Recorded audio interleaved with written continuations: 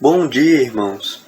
Prazer estar aqui começando mais um culto ao Senhor nesse domingo. Um prazer ter cada um de vocês participando conosco aqui desse culto. Eu quero convidar cada um a fazer uma oração para que a gente possa iniciar esse culto e depois eu passo a palavra para o grupo de louvor. Oremos. Senhor Deus, obrigado por mais um domingo. Obrigado, Senhor, porque as suas misericórdias se renovaram esta manhã. Obrigado, Deus, pela oportunidade de estarmos aqui para te cultuar, para louvar o seu nome e para ouvir as suas palavras, ó Deus.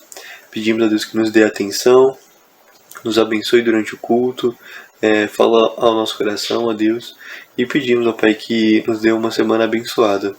Perdoa, Pai, os nossos pecados e nos abençoa, Senhor. É isso que eu te peço, em nome de Jesus. Amém.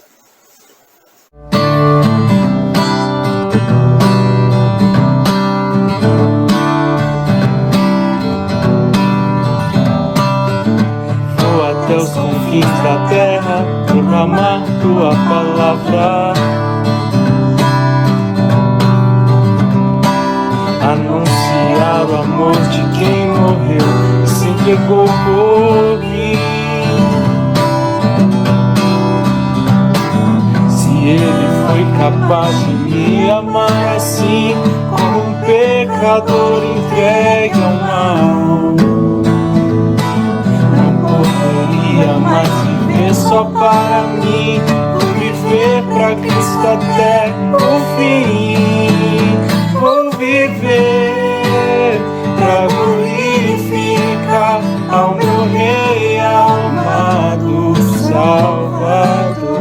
Nunca vi um amor igual que a todos quer livrar do mal.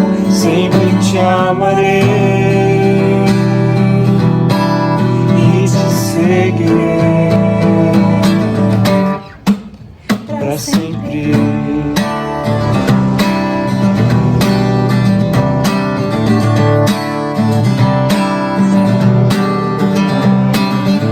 Vou até os confins da terra, proclamar tua palavra,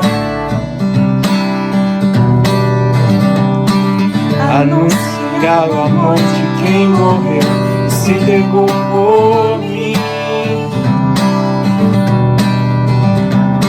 Se ele foi capaz de me amar assim, como um pecador entregue ao mal, não poderia mais viver só para mim, vou viver pra Cristo até o fim. Vou viver pra glorificar ao meu Rei amado Salvador. Nunca vi um amor igual que a todos quer livrar do mal. Sempre te amarei e te seguirei pra sempre, pra sempre, pra sempre, pra sempre, pra sempre.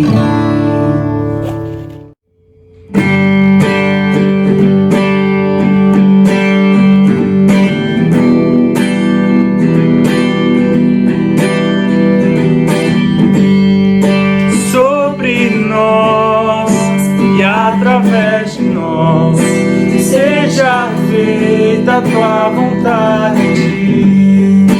Nos ensine a te imitar, por aqui em toda parte.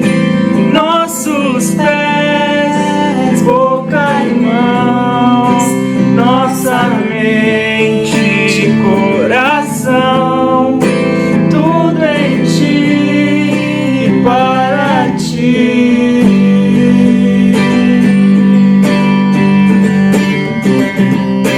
Venha sobre nós teu reino,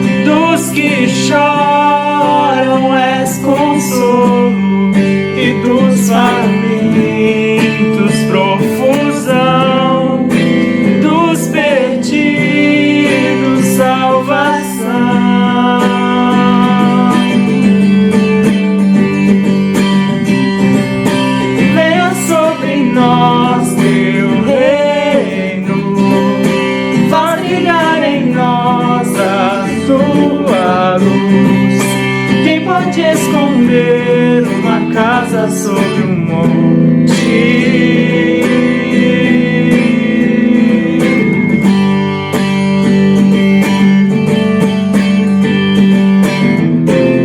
E as nossas obras mostrem o mover da sua mão,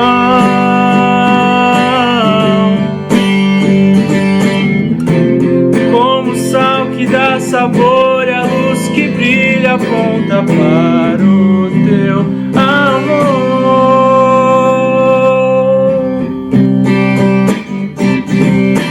Venha sobre nós teu reino, faz brilhar em nós a tua luz. Quem pode esconder uma casa sobre um monte?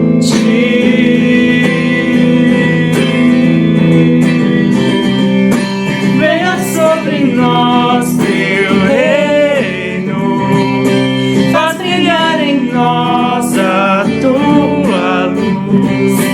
Quem pode esconder uma casa sobre um monte?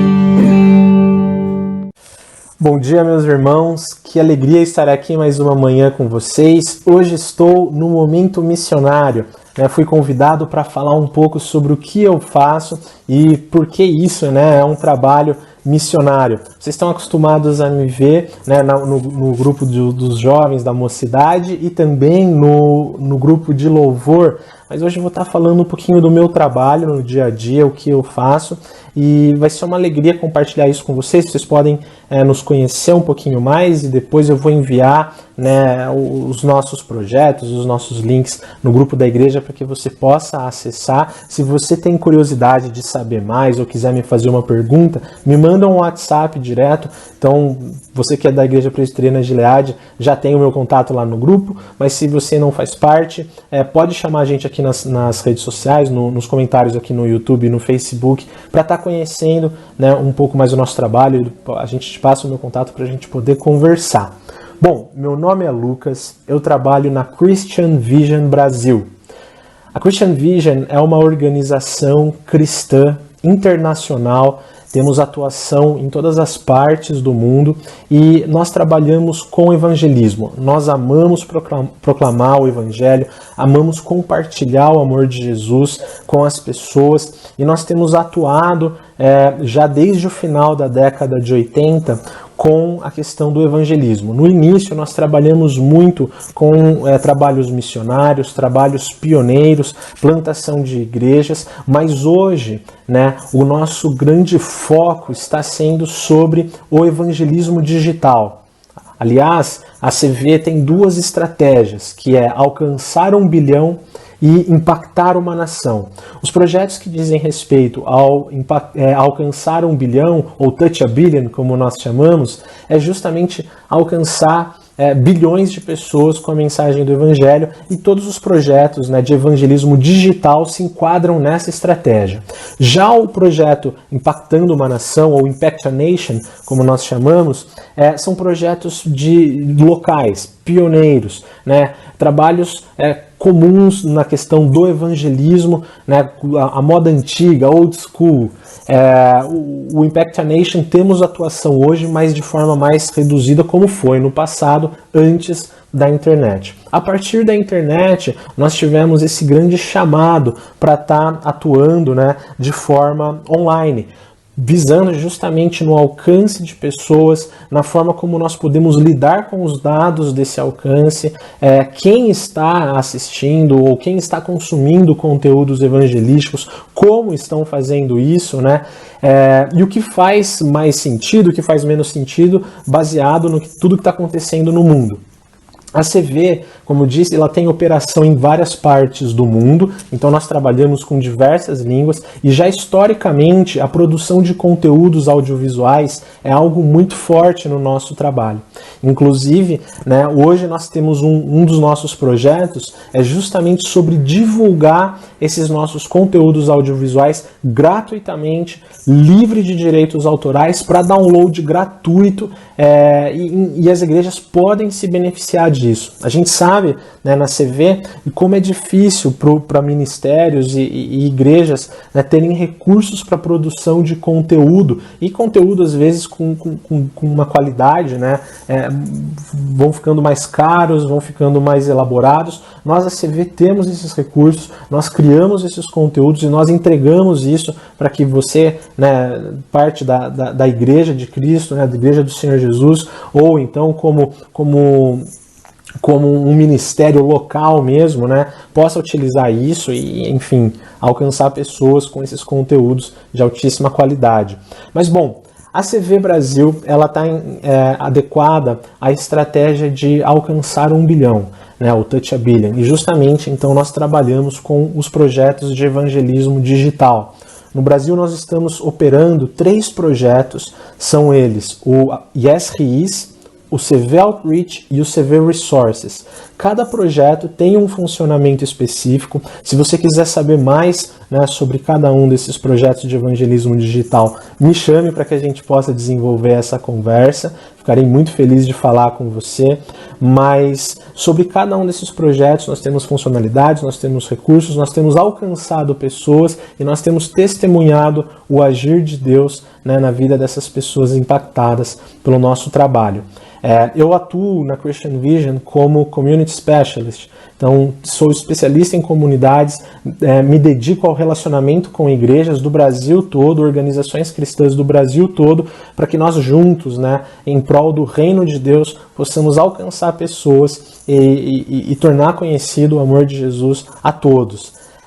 Bom, meu tempo já está se esgotando, muito obrigado por sua atenção, me chama no WhatsApp para conversar mais. Os links de cada um desses projetos eu vou enviar no WhatsApp da igreja, e se você quiser se engajar com algum deles, por favor me chame. Inclusive, fica o convite aqui para a Igreja Presbiteriana Gilead de se envolver com o nosso projeto CV Outreach, que é um projeto de conexão com a igreja local. A gente pode desenvolver essa conversa depois. No momento, só tenho a agradecer pela atenção de vocês, que Deus abençoe o seu domingo, que Deus te desperte esse coração, esse espírito evangelístico de alcance, e entenda as suas redes sociais como um ótimo campo missionário. Tá bom?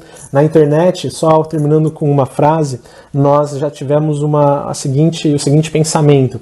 Se o Facebook, por exemplo, fosse um país, ele seria o maior país da Terra. Então fica essa reflexão para você. Nós temos enviado missionários para o Facebook. Encerro por aqui, a gente pode desenvolver essa conversa em outro momento. Deus te abençoe. Amados irmãos, que a graça e a paz do nosso Senhor Jesus Cristo sejam sobre a sua vida. Após esse tempo de louvor, eu te convido a falar com o nosso Deus em oração. Senhor, nós te agradecemos por esse tempo de adoração, de devoção familiar, cada um em sua casa, Senhor Deus, e de alguma forma podemos estar unidos através dessas ferramentas tecnológicas nesses dias tão difíceis que temos enfrentado no último ano. Deus, abençoa-nos. Agora que iremos ler a Tua palavra e ouvir a proclamação da Tua mensagem, que sejamos edificados naquilo que o Senhor nos tem a ensinar. Pedimos assim, no nome de Jesus. Amém. Hoje é o segundo domingo do período da Páscoa. Tradicionalmente, liturgicamente, nós temos a festa da Páscoa, que celebramos no último domingo, e o período litúrgico da Páscoa, que vai até a celebração do Pentecostes, da descida do Espírito Santo. Então, nesse segundo domingo do período da Páscoa, eu convido você a abrir a sua Bíblia no livro de Atos dos Apóstolos, capítulo 4. Nós vamos ler os versículos do 32 ao 35. Atos 4, do 32 ao 35. E nós vamos conversar nessa manhã sobre como os primeiros cristãos davam testemunho da ressurreição de Jesus Cristo, nesse contexto da Páscoa, e refletir sobre qual é o testemunho que nós temos dado hoje. Que tipo de testemunho se espera daqueles que são os seguidores de Jesus Cristo? Você já deve ter ouvido algumas vezes algumas pessoas dizerem assim: fulano deu um péssimo testemunho, determinada pessoa deu um mau testemunho. Ou, em contrapartida, alguém dizendo: poxa, essa igreja deu um bom testemunho. O que a gente quer dizer com isso, geralmente? Que essas pessoas estão agindo de forma errada ou adequada em função daquilo que creem. Alguém que dá bom testemunho é alguém que crê em Jesus Cristo e cuja vida expressa a fé que tem, que professa ter. Em contrapartida, alguém que dá um mau testemunho é alguém que professa com os lábios uma fé, mas tem uma vida diferente daquilo que professa. Então, esse pequeno texto do livro de Atos dos Apóstolos, aponta para uma igreja, a igreja primitiva, que dava um correto testemunho da sua fé no Cristo ressuscitado. Então nós vamos ler esse texto, é um texto pequeno, Atos 4, do 32 ao 35. Diz assim: da multidão dos que creram era o coração e a alma. Ninguém considerava exclusivamente sua nenhuma das coisas que possuía. Tudo, porém, lhes era comum. Com grande poder, os apóstolos davam testemunho da ressurreição do Senhor Jesus. E em todos eles havia abundante graça, pois nenhum necessitado havia entre eles, porquanto os que possuíam terras ou casas, vendendo-as, traziam os valores correspondentes e depositavam aos pés dos apóstolos. Então se distribuía a qualquer um à medida que alguém tinha necessidade. Que o Senhor nos abençoe com a leitura e proclamação de sua palavra. Me chama a atenção nesse texto o fato de que a igreja é denominada por uma expressão que eu julgo ser muito bonita, que é a multidão dos que creram, né? Essa multidão dos que creram era a igreja que estava nascendo, a igreja primitiva, né? Na verdade, a gente começa em Atos 4:32, um trecho que vai terminar no capítulo 5, verso 11. Talvez a gente pudesse até englobar esse texto num grande conjunto que começa em Atos 4:32 e vai até Atos 5:11. Depois desse trecho que nós lemos, foi do 32 ao 35, aparecem a história de Barnabé, de um lado, que vende aquilo que tem para doar aos necessitados na igreja, e a história de Ananias e Safira, que mentem para a igreja para assumir uma posição que não é a deles, né? Nós conhecemos essa história. Então essas histórias, a de Barnabé e de Ananias e Safira, são ilustrações a respeito da aplicação disso que nós acabamos de ler, em Atos 4, do 32 ao 35. E é interessante que quando esse trecho termina, depois de contar então a história de Barnabé, de Ananias e Safira, no capítulo 5, verso 11, é a primeira vez que Lucas, no no livro de Atos, eu já chamei Atos hoje de carta e de evangelho, né? No livro de Atos, é a primeira vez que Lucas usa a expressão igreja.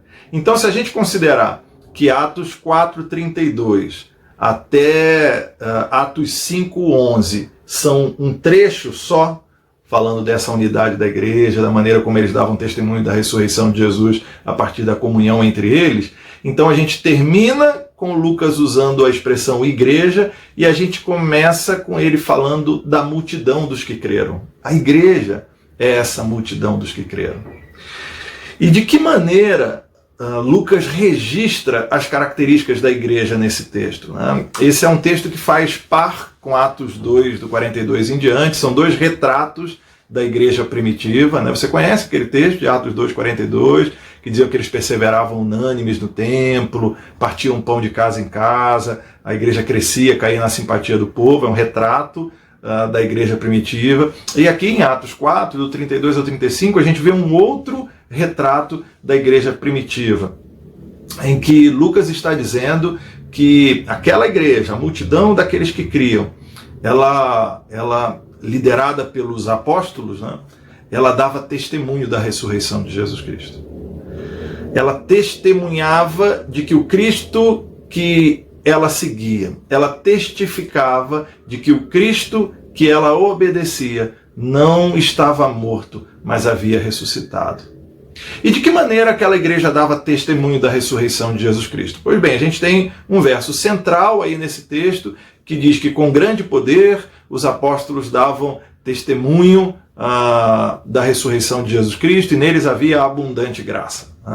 Então, como é que aquela igreja dava testemunho de Jesus Cristo? Com grande poder e com grande graça. Né? A palavra lá no original é a mesma, grande, mega. Né? Era um mega poder e uma mega graça. É, né? Isso que a gente está vendo lá no original. Era dinami megali, né? Um grande poder, e era também megali charis, né? Uma grande graça. Eu pergunto para você, meu irmão, será que nós como igreja nós temos dado um testemunho com grande poder e com grande graça? Quero começar assim, né, a nossa conversa. Medite, você compõe a igreja de Cristo.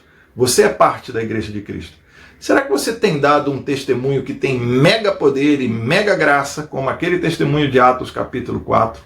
Você já parou para pensar nisso? É interessante, né? Porque você já deve ter ouvido falar disso, né? Eu falei agora há pouco que a palavra usada lá para poder no original é dynamis, né? Da onde vem dinamite, né? Um poder realmente que é demonstrado para os outros, né? De tal forma que quando a gente fala da explosão de uma dinamite, a gente fala desse poder, né? Então, de alguma forma, se eles tinham um grande poder, como esse da dinamite, e uma grande graça, de alguma forma a gente poderia falar que o que caracterizava o testemunho daquela igreja primitiva era uma graça explosiva. Você consegue entender isso?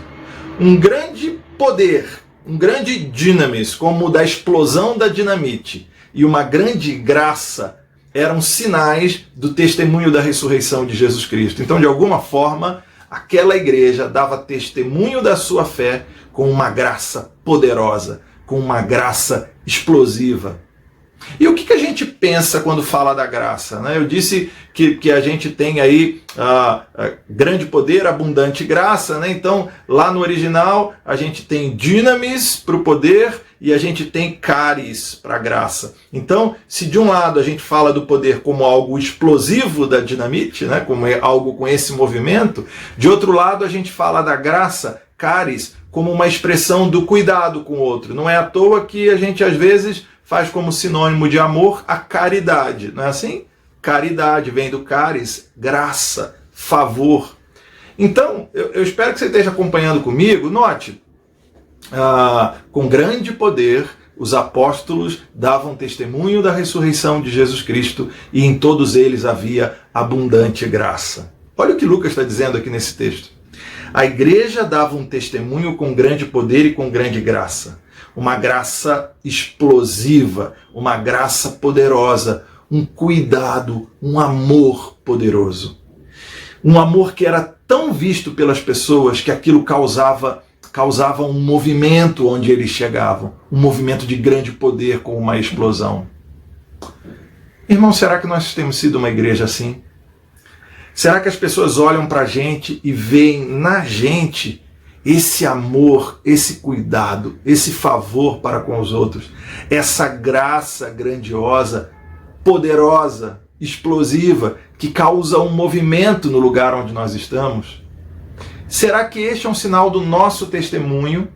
Será que é assim que a gente dá testemunho da nossa fé no Cristo que ressuscitou?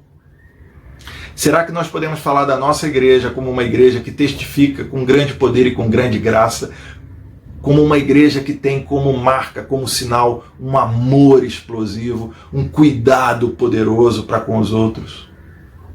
Eu acho que esse é um bom critério para a gente julgar de que maneira nós estamos experimentando a nossa vida cristã. Então Lucas pinta esse retrato da igreja, da multidão dos que creram, como uma igreja que tinha esse amor poderoso, essa graça poderosa, esse favor explosivo, esse cuidado explosivo para com os outros. E aí ele começa a ilustrar, de maneira simples e rápida nesse texto, de que forma essa igreja vivia esse favor, esse cuidado, esse amor poderoso, esse amor explosivo, né? A tal ponto de isso causar um movimento no lugar onde a igreja se colocava. E alguns sinais estão presentes ali, né? O texto diz: da multidão dos que creram, era o coração e a alma. Como sinal desse cuidado explosivo, desse amor poderoso para com as outras pessoas, a igreja tinha uma unidade entre os seus membros. Veja, Lucas é muito influenciado pelo apóstolo Paulo. A gente sabe que lendo o próprio texto de Atos dos Apóstolos, a gente percebe a proximidade entre Lucas e Paulo, né? Eles participam juntos em momentos das viagens missionárias de Paulo, então a gente vê a proximidade entre eles, a gente reconhece que Lucas é muito influenciado pelo pensamento do apóstolo Paulo, pela teologia do apóstolo Paulo, e Paulo desenvolve nas suas cartas esse conceito de que a igreja é o corpo de Cristo. Então nós, como igreja, nós nos unimos como corpo. Nós somos diferentes, né? O apóstolo Paulo fala sobre isso na carta aos Romanos, também na sua primeira carta aos Coríntios, de que apesar das nossas diferenças, nós compomos um mesmo corpo, o corpo de Cristo. Então, uma forma dessa igreja sinalizar esse amor poderoso, esse grande poder e essa grande graça, é sendo um só corpo. É uma unidade. Essa é uma expressão concreta desse amor poderoso da igreja, dessa graça explosiva da igreja, desse cuidado cheio de poder que a igreja de Cristo tem, a unidade entre os seus membros. Então, da multidão dos que creram, era o coração e a alma. Eram pessoas diferentes que vinham de contextos diferentes, contextos culturais, contextos econômicos. A citação de Barnabé, alguém que era de Chipre, logo depois mostra como a igreja reunia pessoas realmente de contextos diferentes, né? naquela comunidade dos que eram salvos pelo Cristo que havia ressuscitado. Então, apesar dessas origens diferentes, aquela igreja tinha um coração e uma alma. A unidade era um sinal dessa graça poderosa, desse cuidado, desse favor, desse amor explosivo, desse grande poder e dessa grande graça que aquela igreja tinha. Eles tinham um só coração. O coração na cultura semítica, ele era o centro do ser humano, o centro dos pensamentos, mas também dos desejos, das vontades, o que há de mais profundo do ser humano. E Lucas está dizendo aqui que aquela igreja, apesar das suas diferenças, ela era unida nos seus pensamentos, nos seus propósitos, nos seus desejos. Tinha um só coração. A gente pode ver aí uma expressão da unidade da igreja no seu propósito. E a gente precisa trazer isso para nós também. Irmãos, nós somos diferentes e não é ruim que seja assim. A gente vive hoje em dia, dadas as polarizações que a gente tem contemplado no mundo nos últimos anos, a gente vive um determinado tipo de pensamento, segundo o qual, se você não pensa exatamente como eu, então você é meu inimigo, né? Ou você pensa igualzinho a mim, em todos os pontos, né? Ou você é meu inimigo, você não labuta comigo. Irmãos, não é assim, né? Nós somos diferentes, que bom que é assim. Deus nos fez diferentes. A diversidade, ela é uma bênção. Então é bom que nós temos pessoas em nossa igreja que torçam para times diferentes, né? Que gostem de músicas diferentes, que tenham pensamentos políticos diferentes, pessoas que encarem a vida de forma diferente. Ok, isso é bom, a diversidade é uma bênção de Deus para nós. No entanto, apesar das nossas diferenças, apesar das distinções que trazemos, nós precisamos ser unidos no nosso propósito. Da multidão dos que creram, ter apenas um coração. Ter uma união no nosso propósito. E qual é o propósito principal da nossa vida? Glorificar a Deus e gozá-lo para sempre, fazer tudo para a glória de Deus.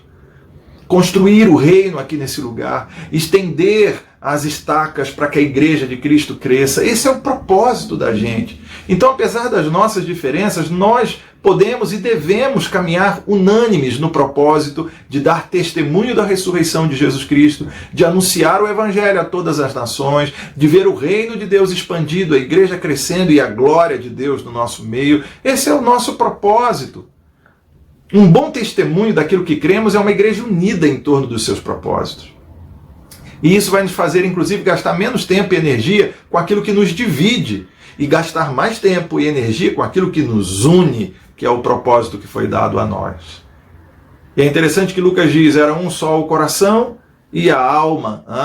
A alma muitas vezes é usada como sinônimo de coração, a palavrinha lá, psique, é usada muitas vezes como sinônimo de cardia, a palavra do coração, para coração no grego, no Novo Testamento, mas há um elemento novo aí quando você fala de alma, que aí é tudo que o coração é, de alguma forma, mas também em ligação com o Espírito Santo, também em ligação, o nosso espírito, a nossa alma em ligação com Deus. Então, de alguma forma, é como se Lucas estivesse dizendo, aquela igreja ela era unida em seus propósitos, ela era unida em sua missão e era unida no seu relacionamento com Deus, era unida na sua espiritualidade. Então veja, nós podemos ser diferentes, e como eu disse, é bom que seja assim, mas precisamos nos unir em torno daquilo que é o nosso propósito, da nossa missão e da fé que sustentamos. Nos unir em torno da nossa espiritualidade, da nossa piedade, da nossa relação com Deus. Isso é dar um bom testemunho, irmãos. Quando por causa das nossas diferenças nós quebramos a unidade da Igreja de Cristo, nós estamos dando um mau testemunho para as outras pessoas. Ao invés de sermos como aquela igreja primitiva que mostrava por meio da sua unidade esse grande poder e essa grande graça, nós estamos dando um mau testemunho para o mundo de hoje, se não podemos conviver, apesar das nossas diferenças, por saber que juntos compomos o corpo de Cristo. Então eu quero te convidar, meu irmão, minha irmã, em nome de Jesus, a gastar mais tempo e energia com aquilo que nos une do que com aquilo que nos diferencia. Gastar mais tempo e energia em torno do nosso propósito comum, que é anunciar o Evangelho de Jesus Cristo, que é glorificar a Deus em tudo aquilo que a gente faz, do que com as nossas diferenças. Da multidão dos que creram, era um o coração e a alma. Nós precisamos ser assim também hoje, para a glória de Deus. E a expressão mais concreta dessa unidade na igreja primitiva, eu acho muito bonito isso, né?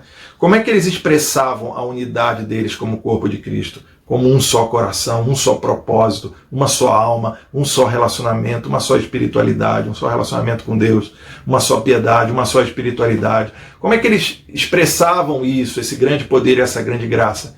No cuidado mútuo, no cuidado um com o outro.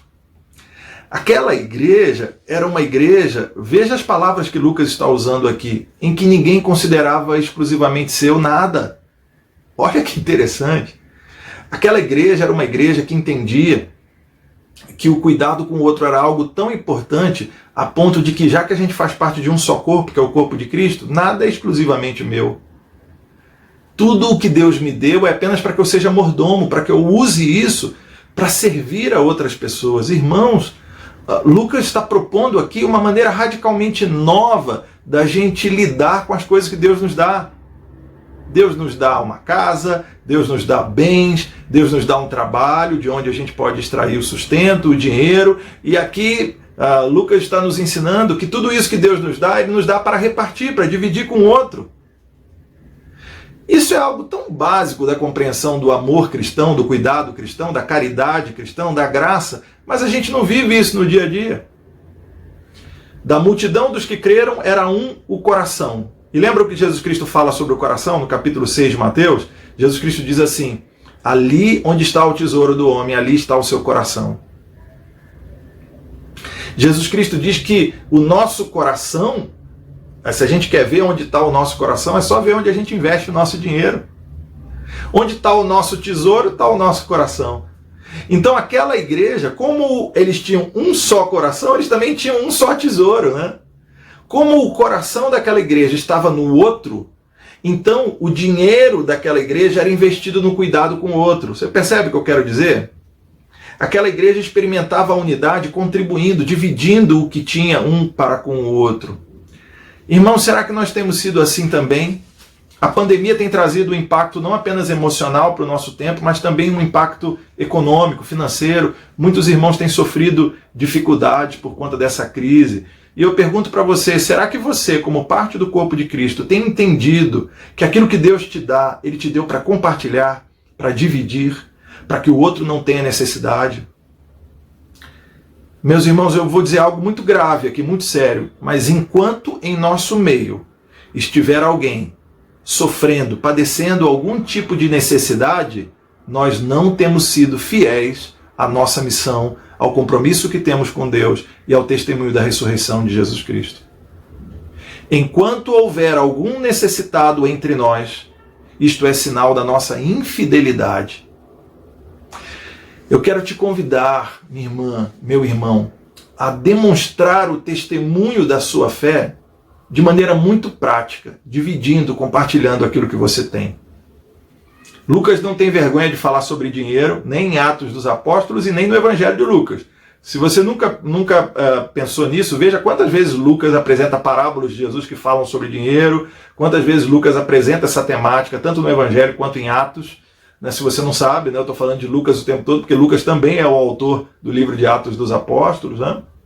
Então, ele não tem vergonha de tratar desse tema, e eu também não tenho, irmãos. Eu quero te convidar de maneira prática a mostrar o seu amor. Os apóstolos davam testemunho com grande poder e com grande graça. Então, eu quero te convidar a demonstrar a sua graça poderosa através da sua oferta, através do seu dízimo.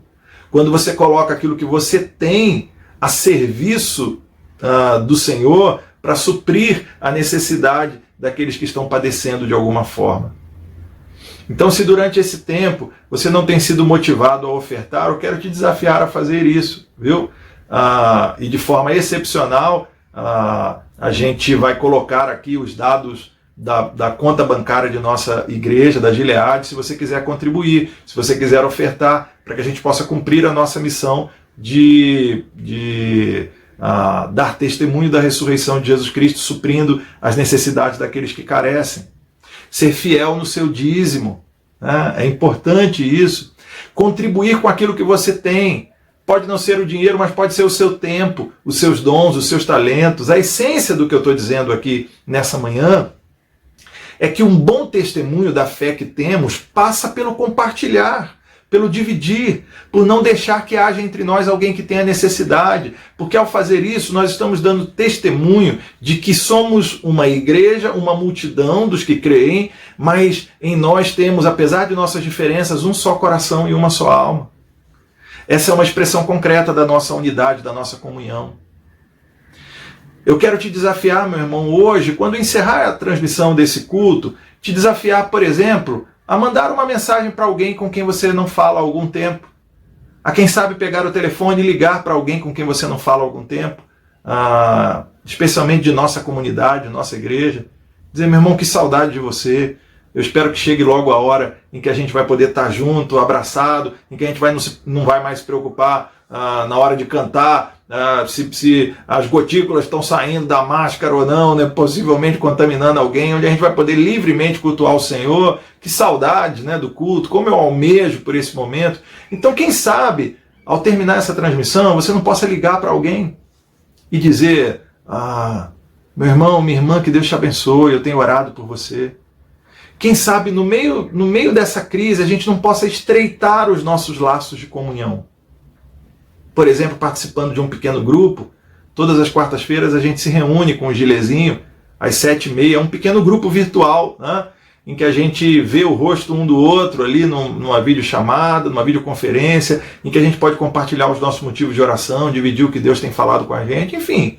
Eu quero te convidar, meu irmão, a compartilhar a vida com as pessoas, a dividir a sua vida com as pessoas, a não considerar como exclusivamente seu nada que você tem, porque essa é a experiência daquela igreja primitiva, e eu creio que é isso que Deus nos desafia a fazer hoje também. Deus nos desafia a ser uma igreja que dá testemunho da ressurreição de Jesus Cristo com grande poder, um poder explosivo, mas um poder que nasce da sua graça, com abundante graça, com um amor que é explosivo, um cuidado que é poderoso e por isso chama a atenção das outras pessoas. Que nós sejamos esse tipo de igreja, que de maneira concreta dá testemunho da sua fé através de uma graça poderosa, mantendo-se unida, tendo um só coração e uma só alma, apesar das nossas diferenças, se concentrando seu tempo, sua energia naquilo que nos une, não naquilo que nos separa, e que expressa isso de forma material, de forma concreta, com cuidado com o outro. Lembre-se, meu irmão, enquanto tiver um necessitado entre nós, então nós estamos sendo infiéis ao compromisso que assumimos com Deus, de cuidar uns dos outros, de sermos um só corpo, o corpo de Cristo. Então eu te desafio ao final dessa transmissão a ligar para alguém, a mandar uma mensagem para alguém, mas eu também te desafio a pensar de que maneira eu posso suprir a necessidade de alguém que carece de algo neste momento. Quem sabe você não possa mandar uma mensagem num grupo da igreja dizendo: irmãos, eu queria ajudar alguém, quem é que está precisando de uma roupa, quem é que está precisando de um eletrodoméstico que eu posso doar? Quem sabe a gente não possa se mobilizar para fazer uma campanha como igreja. Nós estamos no outono, caminhando para o inverno, vai haver a necessidade de agasalhos, quanta gente precisando de agasalhos. Quem sabe a gente não pode se movimentar para criar uma campanha do agasalho. A gente está chegando aí, daqui a alguns meses vai chegar o dia das crianças, quem sabe a gente não possa organizar uma campanha de brinquedos para distribuir entre as crianças. Eu não sei, eu quero te desafiar, meu irmão, a sair do seu lugar comum e entender que a gente só vai dar testemunho real da fé que nós temos se nós formos uma igreja de amor abundante, de graça explosiva, de caridade que surge como um movimento que vai contagiando outras pessoas. Você pode, de repente, procurar também o presbítero André, que é o tesoureiro da igreja, e dizer: André, de que forma eu posso contribuir financeiramente com a igreja? Para que os projetos da igreja se mantenham. A gente contribui com o sustento de alguns missionários, a gente participa da obra deles dessa forma, gente que continua anunciando o Evangelho de Jesus Cristo. A gente é um só corpo. Nós, apesar de sermos uma multidão dos que creem, a gente tem um só coração e uma só alma. Precisamos ser assim. De que maneira, irmãos, nós podemos dar testemunho da nossa fé? De que maneira nós podemos dar testemunho da ressurreição de Jesus Cristo? Sendo o corpo de Cristo. Apesar das nossas diferenças, tendo um só coração e uma só alma. E vivenciando isso de maneira prática, ao fazer com que não haja necessitados entre nós.